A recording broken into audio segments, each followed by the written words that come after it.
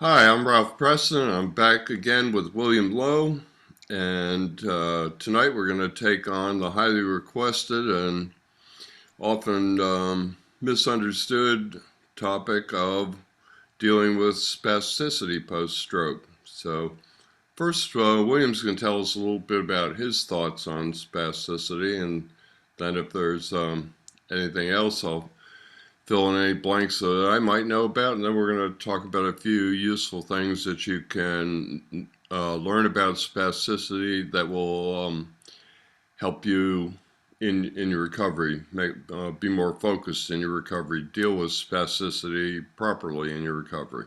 So, William, why don't you give us your idea of what causes spasticity? All right, thanks, Ralph. So, first and foremost, I just want to preface this by saying that this is by no means a medical explanation of spasticity. This is just how I've come to understand spasticity and how it relates to recovery after stroke throughout my time when I went to OT school, and also my own experience, personal experience going through recovery after stroke myself. So, my understanding of spasticity is that before your stroke, your brain actually had a natural system and very good understanding of knowing how to regulate the amount of signals which it had to send to turn on and turn off muscles in a very controlled manner in order for you to go about your day and do typical things which you would typically do, such as opening cupboards, doing daily activities, eating, dressing yourself, etc. But what happens in recovery after stroke is that your brain actually forgets how to regulate the amount of signals which it sends to turn on and turn off muscles properly. And because it forgets this, it ends up sending way too many signals than necessary in order to do the things which it used to do or wants to try to learn how to do again. And what happens as a result of your brain trying to learn how to regulate the amount of signals which it used to send before your stroke, just like it is after your stroke, is that it ends up sending too many signals, therefore resulting in certain muscles being a little bit more overactive than they should, which results in a lot of strokes where I was experiencing typical signs of spasticity, such as their hand or their wrist being clenched in close to the body, just just to name one of the many um, symptoms of post-stroke spasticity. And the reason why this happens is because your brain is sending more signals than it needs to turn on the muscles which are used to flex your fingers and your wrist, as well as your shoulder, which results in this pattern of your arm wanting to come in close to your body. And because it's sending this many signals, your brain doesn't know how to regulate it in such a way that it's able to actually relax this position and bring your arm out away from your body. So that's my understanding of spasticity. And obviously, everyone has their own understanding of spasticity. And I'm curious to hear what are your thoughts on spasticity, having gone through recovery after stroke, Ralph? Um, well, I mean, my understanding is similar. Um, Um, Again, I'm a stroke survivor. I didn't even go to OT school. I've studied as much as I can about stuff, but I'm best off talking about my own experience. Um, but there's a certain, one of the things about spasticity is there's a certain, what you're describing there is a natural tone in your muscles. Your muscles typically at rest, they're are muscles that are one muscle that works against each other and they work in consort. So if you are lowering your arm, that's the simplest one because you got your bicep and your tricep, involved in one increasing as the other decreases, depending on depending on whether you're raising it or lowering it. So there's a natural tone in your body. A lot of people use the word tone interchangeably with spasticity. I guess it's my understanding that spasticity is excess tone, like you're saying, the brain sending way too many signals. And I found there are kind of two parts to um, dealing with spasticity, but I guess we'll probably cover both of them. One is the initial breaking through to get some movement, get the hand to open, get some movement going, and then there's the ongoing thing of how to deal with spasticity in terms of not letting it interfere with your exercise, or having it interfere as little as possible with your exercises and your routine. So my understanding is pretty similar to yours. Um, I also found, this will get us into the next subject, I also found that for me, stretching was a good thing. I tried to stretch everything, hand, arm, leg, whatever. I tried to stretch everything and through as much of the range of motion as I could. I figured I wanted to be able to move it through the range of motion, and when I couldn't, I figured that it was best to either passively move it or put something into a stretch to get that movement, or at least the tendons in the other position.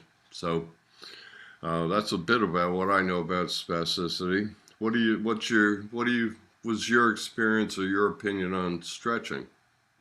Well, I'm a huge advocate of stretching, even though it is a highly controversial topic. Some people are for it, some people are against it. I think that it does, even though you might not be able to see the tangible benefits straight away from stretching out your arm or stretching out your limbs. I think as a long term, as a long term as a long-term thing to commit to, stretching actually can be very beneficial in recovery after stroke. The reason why I say this is because, going back to my definition and my understanding of spasticity after stroke, your brain is trying to learn how to regulate the amount of signals which it needs to send to turn on and turn off muscles in a controlled manner, which was as close as possible to before you had your stroke. And what stretching does, it actually teaches your brain how to actually regulate these signals by putting it in an environment or exposing it to a condition where it's stretching out those muscles which would otherwise be very tight if you weren't stretching them at all. Um, and I've done a lot of research, personal research, reading a lot of journal articles. And one thing I discovered is that whenever you actually stretch out your limb, that muscle which is being stretched, it actually sends a signal to the brain to let it know that that muscle is actually being worked on. And so what this does is it sends a signal to that blueprint in the brain, which we talked about controlling that muscle, that it's actually turning that muscle on, and it's teaching the brain how to actually regulate those signals or in in a controlled manner because you're stretching out the limb at the same time. So I think that stretching is very effective in recovery after stroke. And more so when it comes to teaching the brain how to break out of those patterns, which I described earlier, such as your wrist and your fingers being clenched in close to your body, because it can actually teach your brain how to relax these muscles so that you can get into a more, I guess, functional position in your recovery after stroke. And the reason why I say this is because quite often in recovery after stroke, a lot of stroke survivors talk about being able to flex their fingers in and not necessarily knowing how to actually open their fingers at all. And the reason why this occurs is because their brain has learnt how to send more signals than necessary to the muscles which are used to actually flex the fingers, and it hasn't quite learnt how to relax these signals so that it's able to actually relax your fingers. In other words, the brain hasn't learned how to relax its ability to grip so that it can actually get or progress toward the point of actually opening the fingers or relaxing the fingers. And when it comes to stretching, I think that stretching can actually give your brain an experience of what it feels like to actually relax those muscles, which it currently doesn't know how to relax because it's sending too many signals than necessary at the moment. So that's my understanding of stretching. And I also think that it's something that you should do every single day because as more time goes on in your recovery after stroke, what tends to happen is that that blueprint in your brain, which controls the part of your body which you're trying to work, it actually tends to get a lot smaller. And for example, if you're trying to get back your hand, the blueprint responsible for your hand, especially in the early stages, if you're not working your hand, it will get a lot smaller and the muscles will get a lot tighter if if if you don't preserve it through exercises and methods like stretching. Well, and you were talking about, sending, if you're using a muscle, how it sends signal to the brain. I guess, one of the first things I learned about was weight bearing. That weight bearing did that same thing. And I guess I kind of figured that naturally, that if I was moving things through the range of motion, that those muscles would be talking to the brain in a way that they wouldn't if I couldn't move the arm and didn't do anything. The other thing is it kind of fits in with the whole, a lot of what I did involved, thinking about it, moving things through the range of motion with my other hand, mental imagery, that kind of thing. So I looked at what it was doing to the muscles as another form of not another form of weight bearing, but another activity that sent those signals to the brain that would say, hey, wait a minute, I'm putting weight on this leg because I want to use it, or I'm moving this arm because I want to use it. And I always thought that would, I believe that it would help with making connections, just like thinking about it while you do it. I definitely found that, and I know several other people who found that to be beneficial. Well, you started something with the hand. Maybe it's time we get into the whole flexor extensor controversy. A lot of people have a trouble letting go. When we were talking earlier, you were saying that scientists believe that's because when we date back to climbing around in trees, it was more important to grip, and we only learned to grip, to extend later on. It certainly is true when you see people working with the various gloves and trying to do things that people have a lot of trouble releasing. And I know both of us have some thoughts on gripping versus releasing. So there's an intro. Go ahead and tell us a little bit about what you think about gripping and versus releasing. Oh yeah. So my understanding of why it's so hard to actually teach the brain how to relax the fingers in recovery after stroke is actually comes from an explanation which I got from my neurologist a very long time ago. So I asked my neurologist this question, why it's so hard to actually relax the fingers, a long time ago. And the explanation he gave to me back then made perfect sense, and it's helped a lot in my recovery after stroke.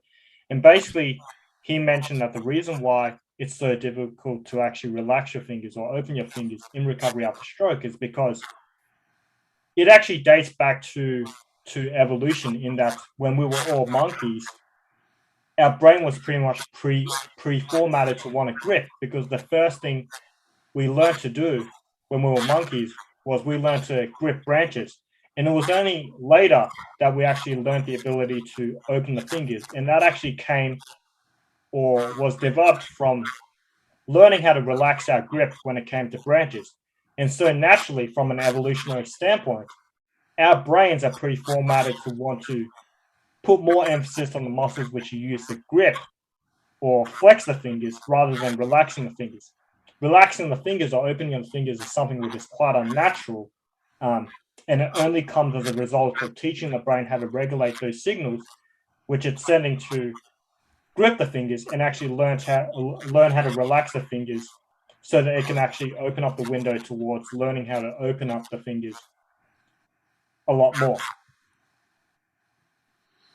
Well, and an occupational therapist told me, and this had a real impression on me because I knew that it was harder to open, but he told me that the flexors are muscles are 9 times stronger than the extensors. I've confirmed that a couple times since then. That made a real impression on me because that's like not twice as much. I mean, all of a sudden I'm going 9 times as much. Boy, you better pay attention to this because you're going to have to overcome. It's a lot more to overcome that level of ratio than a, say, twice as strong ratio. So in my recovery, I was told to be careful not to do too much squeezing once I could grab onto things, and to work on extension, because if you do too much gripping, you can tend to work against that extension, against those extensor muscles opening up, which are critical to the way we live since we don't live in trees anymore. Yeah, I mean, I'm glad you mentioned that because going back to what I said earlier, our brains are naturally pre-formatted to actually want to um, flex and put more emphasis on the muscles which you use to flex the fingers and also flex the arm in, which is why when you see whenever babies are born, their arm tends to be stuck in like this. And I think when it comes to managing spasticity and progressing in your recovery after stroke, it comes down to teaching your brain how to break out of that natural pattern of wanting to actually flex the muscles in like so. And there are several ways you can do this. And I just want to add on to your weight bearing comment earlier that weight bearing is actually a really good way to overcome this natural pattern of your brain wanting to flex in, because you're naturally going to be fighting against your brain's natural pre-formatting anyway. And the reason why I say weight bearing is really effective is because something as simple as crawling and putting your hand down on the floor and making sure that it's straight out is a really good way to teach your brain how to overcome spasticity. Because if you're a stroke survivor and you've ever tried this, you might have noticed that if you're trying to put your affected hand down in a crawling position, your fingers are going to want to tend to flex in anyway. But if you can force those fingers to maintain an extended position, what you're doing is you're teaching your brain and exposing your brain to a condition where it's able to regulate the amount of signals it's sending to your fingers, so such that it's able to break out of this pattern of wanting to flex and keep the fingers straightened out and extended at the same time. Yeah. Well, yeah, weight bearing is a good way. It works real well with when once you get those hands open and you can get them on the counter. It works real well to move up and try and get the. A lot of people have trouble getting even after they get some hand opening extension going. Uh, they have trouble with their wrists. They can only do it sometimes in different wrist positions. It's real hard to. I should do it with my affected hand. It's real hard to open them all up and then bend your wrists through the 180 degrees that it normally do. And it's fighting it again. I always found, and this just made common sense to me, and it worked out, was that whenever I found my body wanting to do something, my affected side wanting to do something that I didn't want it to do because my unaffected side wasn't doing it, I fought it. I work the opposite way. You know, if it wants to come in like this, you work against it. Same with open. That's what you're doing when you're opening your hand with your other fingers. Everything that wants to be tight and spastic, um, you you work in the opposite direction. Um, so that's what I did, and that's what I basically advise people do if they got something that wants to go one way and the other side's not doing it. It's not natural. It's a stroke thing. There are different stroke patterns. This whole thing is called posturing by some people, and it's part of the whole stroke patterns. And you have to break those stroke patterns to, or like you basically said the same thing, break through the spasticity. You have to break those stroke patterns to start to get movement. Yeah, that's right. And I mean, I think you've summarized what I've said pretty well there. It is really about, like I said earlier, your brain is pre-formatted and conditioned to do things a certain way, being geared towards wanting to flex the fingers in and also flex the shoulder in. So, in order to actually progress in your recovery, you're going to have to police your brain into breaking out of these patterns so that it can actually train up the muscles which do the opposite action of flexing in to actually become strong enough to actually overcome these patterns of wanting to bring your shoulder in, so that you're actually able to bring your shoulder out and also bring your fingers out a lot more. And I mean, going back to what you said, Ralph, earlier about bringing your elbow out and stretching it out, essentially what you're doing there is, if your elbow wants to come in, you're strengthening the muscle which does the opposite action of extending out the arm, so that it doesn't want to come in that much, and you can overcome that natural reflex of your brain wanting to flex in anyway.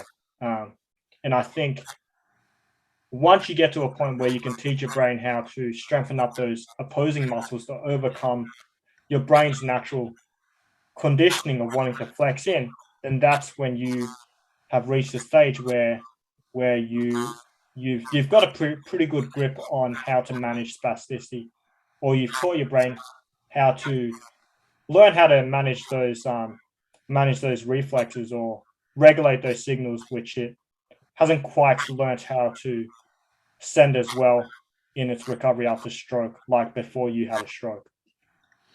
Well, and like a lot of the things that we talk about, really a lot of this comes down to you paying attention to what's going on with you and your own recovery. There's not like one size fits all. You can't read an article and that's the magic cure for exactly what you got. I mean, you and I both read a lot of articles and try and pick up stuff, but part of it comes down to paying attention to what's going on with you if you can. And that brings us to the one other subject we talked about discussing, and that's often it's in the morning, but it doesn't have to be the morning. Everybody's got a time of day where their muscles tend to be more relaxed than other times of day. Like I said, a lot of people report it in the morning, but I've also seen posts where they say, my muscles are loose in the morning, so I work out, and a lot of people jump on and say, yeah, me too, and then other people jump on and go, not me. So the important thing there, I guess, would be to pay attention to what works for you. Well, how did you find? And this would also play into the whole thing. We had a conversation a couple weeks ago about maximizing, about dealing with post-stroke fatigue in terms of maximizing it,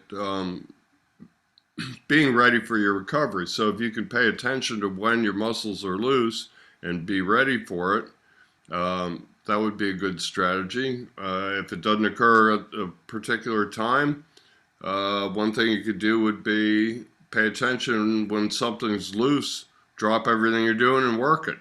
Well, how did this work for you in your recovery? Yeah, definitely 100%. So one thing I've learned from talking to a lot of stroke survivors and also coaching them in their recovery is that a lot of stroke survivors mention that during particular times of the day, their muscle spasticity is not as prevalent as it typically is. So like you mentioned, Ralph, for some people it might be early in the morning when they've just woken up. They notice that their brain or their body isn't fighting against the natural resistance of spasticity, and everything tends to be a little bit flaccid. But for other stroke survivors, they notice that after they've actually warmed up to exercise, that their muscle spasticity isn't as much as before. And I think this is really important to pay attention to, because in these moments where your body isn't experiencing as much spasticity as you typically would, what this gives you is it actually gives you a small window to actually teach your brain exercises and give your brain the opportunity to exercise without the resistance of spasticity, or without fighting against the resistance which you would typically experience with muscle spasticity. So I know some people who wake up early in the morning, and because they're not experiencing as much spasticity, they stretch out their arm or they stretch out their hand for about 2 hours just to capitalize on that moment of the day where their brain is not sending as many signals to tighten up the muscles as it typically would. And what this does is this actually sets up your brain to actually expose itself to a situation where it's not sending as many signals as it typically would to make muscles tight, and is able to actually learn how to regulate those signals and actually learn how to manage spasticity on its own and overcome some of those patterns which we talked about in the last 20 minutes. Well, some people actually find that they only have or they have greater movement in that early morning time before they stand up, because standing up engages over 200 muscles, and when your brain doesn't do a total reset, but it's not sending out a lot of signals when you wake up in the morning after, lying there for however many hours. The most you typically do is flip over and stuff, so it's not engaged in sending out a lot of signals. So there are people who've found that they can actually do more than before they stand up than any time the rest of the day. One more thing, and we'll wrap this up, and that's that I know somebody that told me that they used cold to decrease their spasticity. I wondered about it, and so I asked, and it's actually a technique. The guy that told me about it, I think he used ice water, and the therapists, a couple therapists that I ran it by, said you'd be a lot better with an ice pack, because especially with an affected hand like mine, well, I can't imagine dipping my hand into ice water. I'm kind of sensitive to it, but then I don't have spasticity in it either. Anyhow, it's really hard to do damage with an ice pack wrapped in a piece of cloth, and you might not be aware of what you're doing to your hand if you stick it in a bucket of ice water. So, for some people, not everybody, cold what can sometimes reduce spasticity. I've actually had other people tell me they run their hand under hot water, and that works for them. Again, back to like, it's not a one size fits all solution. So pay attention to what works for your body. Yeah, and I mean, I just want to add on to that. Sure.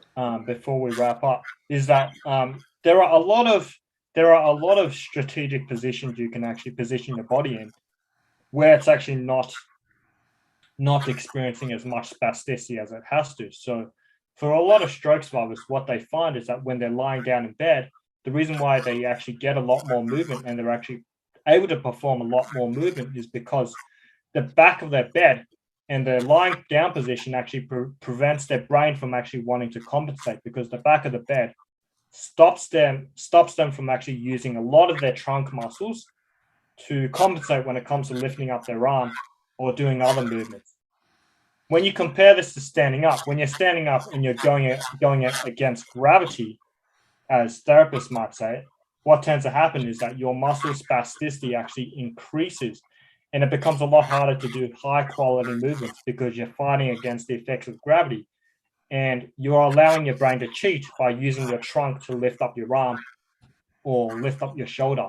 Whereas when you're lying down in bed, your bed can actually stop your brain from actually wanting to cheat and turn on more muscles than necessary, or in other words, send more signals than it has to turn on muscles to do the movements which you actually want to teach the brain how to learn how to do again in your recovery after stroke. And I believe there was another video where you can actually teach your brain how to get some natural finger extension by pushing the wrist down, like showing that, and that can actually expose your brain to the experience of what it feels like to relax your fingers. So you can pick up a ball, and if you're having some difficulty dropping it, you can actually push your wrist down so that you can expose your brain to what it feels like to relax the grip and actually drop that ball, which is something I taught to a stroke survivor once a long time ago. I can't remember, but I'm curious, Ralph, is there anything else you would like to add to that before we wrap this up? No, not really. I mean, this is a subject that we could talk about like forever, and we'll probably get back on it in future conversations. So I say we wrap it up, and we'll see everybody the next time we get together.